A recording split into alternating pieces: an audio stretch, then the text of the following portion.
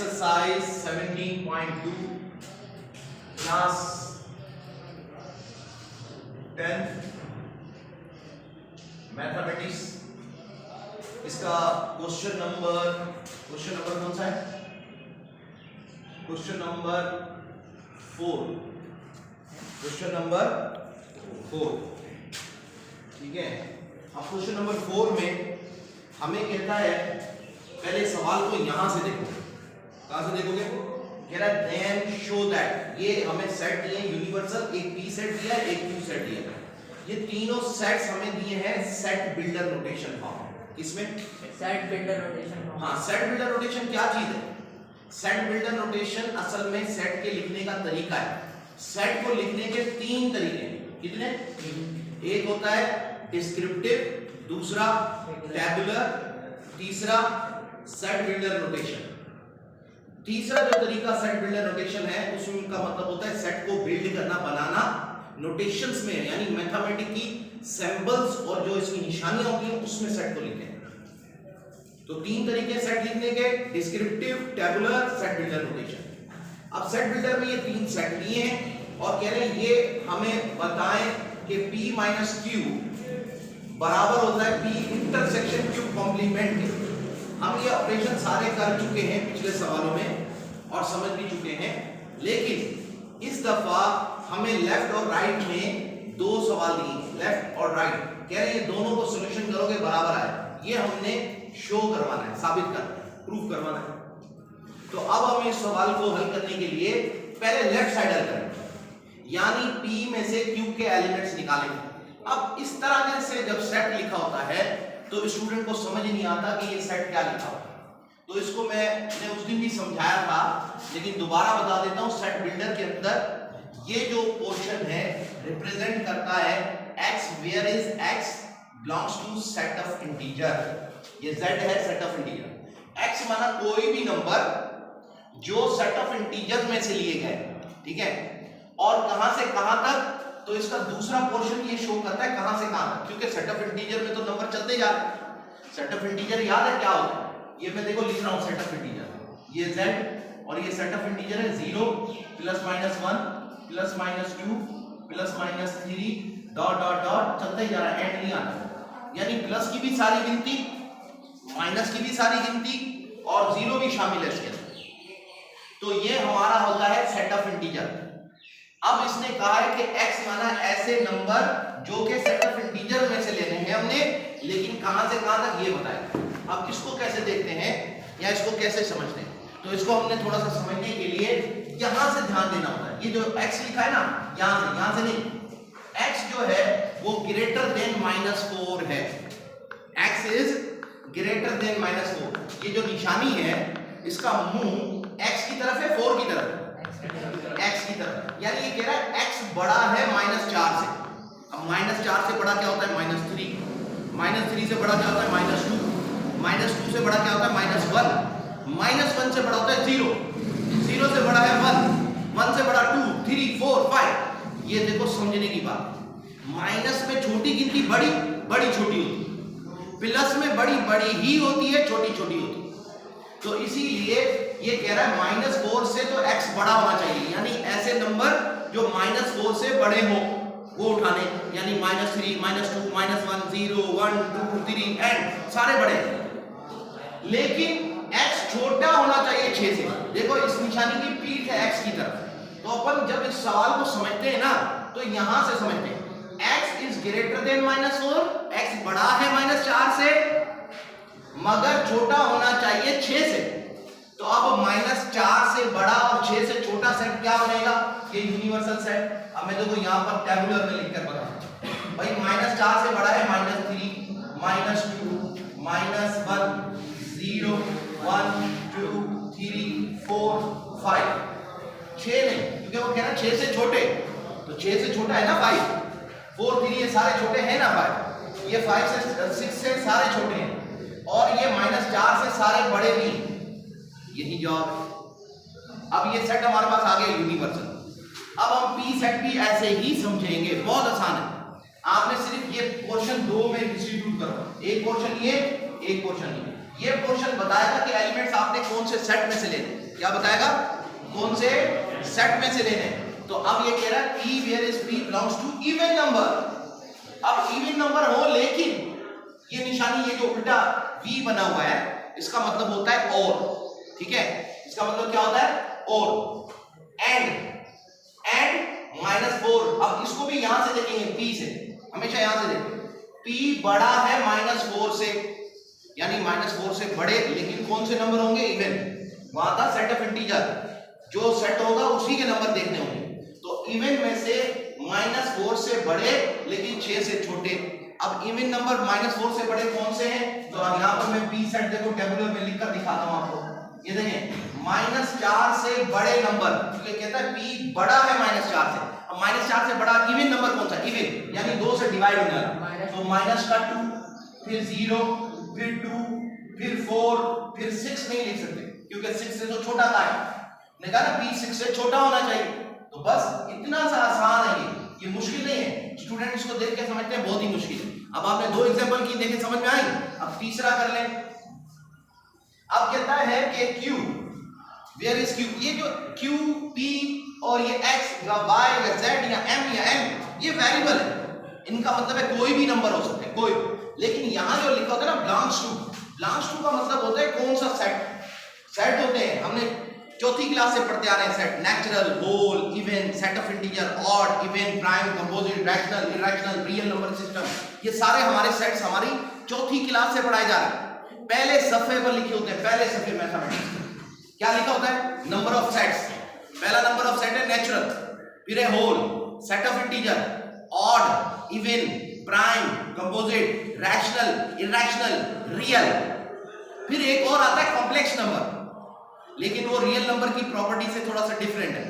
तो यहां तक ये सेट होते हैं और उनके मुख्तलिफ नाम और उनका नोटेशन यानी अल्फाबेट है। जैसे नेचुरल नंबर को हम N से, होल नंबर को W से, सेट ऑफ इंटीजर को हम Z से, ये देखो Z से शो करते हैं।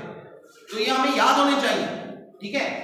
तो अच्छा, अब यहां से हमने देखा कि कहता है Q where is Q belongs to the prime number. क्या होते हैं prime numbers, what are prime numbers? Prime numbers are those numbers which have only 2 factors, जिसके सिर्फ 2 फैक्टर हो, जिसके सिर्फ 2 फैक्टर हो। फैक्टर क्या, एग्जैक्ट डिवाइजर, जिसको कोई भी 2 नंबर पूरा डिवाइड करे और कोई भी नंबर डिवाइड ना करे, ठीक है। यानी मिसाल के तौर पर 5 है, इसको कौन कौन डिवाइड करता है, 1 करता है और उसका खुद का नंबर। 7 है, उसको 1 करेगा और खुद का नंबर करेगा। 3 है, उसे 1 करेगा और खुद का नंबर करेगा। Only 2 factors having numbers are called prime numbers। तो अब ये कह रहा है प्राइम नंबर लेकिन लेस देन 6। ये देखो क्या लिखा है यहां से, ये रेंज में क्या कह रहा है Q, ये निशानी किस तरफ, इसकी तरफ पीठ है ना Q की तरफ। इसका मतलब ये कह रहा है, ये निशानी कह रही है Q छोटा है 6 से और 6 की तरफ इसका मुंह है, तो ये कह रहा है 6 बड़ा है Q से। तो बात तो वही है। तो क्योंकि हम मैथमेटिक्स यूं पढ़ते हैं इसलिए हम कहेंगे Q छोटा है 6 से, Q इज लेस देन 6। समझ आया? तो 6 से छोटे प्राइम नंबर कौन से होंगे वो हम सेट यहां पर लिख देते हैं, यहां लिख देते हैं 6 से छोटे प्राइम नंबर। पहला प्राइम नंबर है 2, इसके देखो 2 फैक्टर है, 1 एंड इट्स सेल्फ नंबर। फिर दूसरा प्राइम नंबर है 3, 1 एंड इट्स सेल्फ नंबर, ठीक है। 5, 1 एंड इट्स सेल्फ नंबर, ठीक है ना। अब इसके अलावा नहीं, क्योंकि उसने कहा 6 से छोटे, 6 नहीं आ सकता, 7 नहीं आ सकता, बड़े नंबर नहीं आ सकते। Less than 6 prime numbers, these are the prime numbers which are less than 6, ठीक है ना। ओनली 2 फैक्टर्स हैविंग नंबर्स, ये दो, सिर्फ इनके 2 फैक्टर हैं। अब ये तो हमने सेट लिख दी। अब हमें ये सवाल हल करना है, क्वेश्चन नंबर 1, ठीक है। 4 का 1 क्वेश्चन हल करना है, जिसमें लेफ्ट साइड पर लिखा है P - Q और इज इक्वल टू के इस तरफ होता है, ये राइट साइड होती है, इसको कहते हैं राइट साइड। ये लेफ्ट साइड है, देखो लेफ्ट साइड, ये राइट साइड। तो हम इसको लिखते हैं LHS शॉर्ट में, L.H.S लेफ्ट हैंड साइड, और इसको लिखते हैं राइट हैंड साइड, और भी कहते हैं लेफ्ट हैंड सम, यानी लेफ्ट साइड वाला सवाल। RHS राइट हैंड साइड भी बोलते हैं और राइट हैंड सम भी बोलते हैं। अच्छा, अब इनको हल करने का तरीका होता है कि पहले लेफ्ट साइड को हल कर लो, उसको एक नंबर दे दो रेफरेंस, वो रेफरेंस मैं बताता हूं कैसे दो। फिर राइट साइड को हल कर लो, उसको रेफरेंस दे दो, उसको नंबर 2 दे दो। फिर आखिर में लिखो रेफरेंस 1 और 2 से मान लो पता चला ये वाकई बराबर है, साबित हो गया, ठीक है। अब हम पहले लेफ्ट हैंड साइड हल करेंगे। तो कैसे हल करेंगे, देखो लिखने का भी तरीका है। तो हम लिखेंगे सॉल्यूशन और फिर लिखेंगे लेफ्ट हैंड साइड यहाँ लेफ्ट हैंड सम, इसका मतलब है कि इसको हल करने जा रहे हैं, ये मैथमेटिक्स में लिखना चाहिए। उसके बाद हम क्या करेंगे, हम लिखेंगे p माइनस q। अब डायरेक्ट क्योंकि जगह नहीं है तो p माइनस q करना है। माइनस का मतलब है q के एलिमेंट्स p में से निकाल दो। दोबारा सुन लो, q के एलिमेंट्स p में से निकाल दो, बाकी जो p में बचेगा वो हमारा जवाब होगा। अब q के एलिमेंट्स कहां है, ये रहे, ये नहीं, q के एलिमेंट्स कहां है, ये रहे, इसके एलिमेंट्स p में से निकाल दो, p के ये रहा p, इसमें से ये निकाल दो। अब ये q के एलिमेंट्स p में से निकालो, ये लिखा है ना, q के एलिमेंट्स p में से निकालो, इसको इसमें पहले वाले में से निकालो, तो p ये रहा, इसमें q का एलिमेंट कौन सा निकलेगा, ये सिर्फ 2 को काटेगा, देखो 2 को, ये 2 है ना, ये 2 को काट देगा, बाकी दूसरे एलिमेंट तो निकलेंगे नहीं, है ही नहीं, तो कैसे निकाले, काट नहीं सकते, नहीं काट सकते ना। अब जो p में बचेंगे ये हमारा आंसर है। अब p में क्या बचा है बताओ, -2 0 और 4, ये हमारे पास आ गया p minus q, left hand side का आंसर। और फिर इसको रेफरेंस कैसे देते हैं, रेफरेंस ऐसे देते हैं, देखो ऐसे करके बिल्कुल कॉपी का जो एंड होगा ना या रजिस्टर का, वहां पे आके इसे नंबर 1 देते हैं, इसको कहते हैं रेफरेंस। रेफरेंस का मतलब होता है हवाला, इससे पता चल जाता है कि ये लेफ्ट साइड का जवाब था यहां पर, ठीक है। अब हम करेंगे राइट हैंड साइड, तो हम लिखेंगे राइट हैंड साइड, इसका मतलब है अब हम ये सवाल हल करने जा रहे हैं। इसमें हमें सबसे पहले q कॉम्प्लीमेंट लेना पड़ेगा, फिर इंटरसेक्शन करेंगे p से। अब q कॉम्प्लीमेंट क्या होता है, मैंने कल बताया था, q कॉम्प्लीमेंट होता है यूनिवर्सल में से q को निकालो, जैसे यहाँ पे q को p में से निकाला, ऐसे q को यूनिवर्सल में निकालो। कोई भी सवाल, कोई भी सेट, जैसे ये q सेट है, इसको कॉम्प्लीमेंट करना है, ये निशानी कॉम्प्लीमेंट की है, इसको कहते हैं q डैश। तो कॉम्प्लीमेंट अगर करना है तो आपने उसको यूनिवर्सल में से माइनस करना है, चाहे b कॉम्प्लीमेंट करोगे तो यूनिवर्सल माइनस b, अगर a कॉम्प्लीमेंट तो यूनिवर्सल माइनस a। तो अब q को कॉम्प्लीमेंट करेंगे, कैसे करेंगे, ये q के एलिमेंट्स निकले हुए, ये q के नहीं यूनिवर्सल के, ये यूनिवर्सल में से q के एलिमेंट्स ये रहे, ओ ये रहे, q के एलिमेंट्स इसमें से यूनिवर्सल में से निकाल दो, ये है ना यूनिवर्सल सेट, इसमें से 2 3 5 निकाल दो, इसमें से 2 3 5 निकाल दो, बाकी क्या बचा, q कॉम्प्लीमेंट में क्या आएगा -3। तो पहले हम q कॉम्प्लीमेंट निकाल रहे हैं, तो हमारे पास क्या बच गया है, -3 -2, ठीक है, -2 फिर -1 फिर 0 फिर 1 और 2 3 5 निकाल दिए, 2 3 5 4 आ गया, और बस ना, ये हमारे पास आ गया q कॉम्प्लीमेंट। जब q कॉम्प्लीमेंट आ गया तो अब हम p इंटरसेक्शन q कॉम्प्लीमेंट कर सकते हैं। अब हम लिखेंगे नाउ, अब हम करने जा रहे हैं, ऐसे लिखना चाहिए नाउ है ना, अब हम कर रहे हैं p इंटरसेक्शन q कॉम्प्लीमेंट। क्यों, क्योंकि पहले q कॉम्प्लीमेंट नहीं होगा तो इंटरसेक्शन कैसे करेंगे, तो अब हम क्या करेंगे, अब इंटरसेक्शन। अब इंटरसेक्शन मैंने आपको बताया था, इसका मतलब होता है कॉमन। अब ये q कॉम्प्लीमेंट ये रहा, और p का सेट के एलिमेंट्स कहां है, p के सेट के एलिमेंट्स ये हैं, इन इसमें और q कॉम्प्लीमेंट में क्या कॉमन है बताओ, इन दोनों में कॉमन क्या क्या है, -2 कॉमन है, और 0 कॉमन है, और 4 कॉमन है, और कोई कॉमन है देखो नहीं ना। तो अब आपने इसको बंद कर देना है और इसको रेफरेंस देना है, रेफरेंस नंबर 2। अब आप देखो रेफरेंस 1 और 2 का आंसर सेम है या अलग अलग, सेम है। और रेफरेंस 1 किसको शो करता है, लेफ्ट हैंड साइड को, इसको, और रेफरेंस 2 शो करता है किसको, राइट हैंड साइड को। इसका मतलब हुआ लेफ्ट और राइट दोनों बराबर आ गए, और ये प्रूव हो गया, शो हो गया।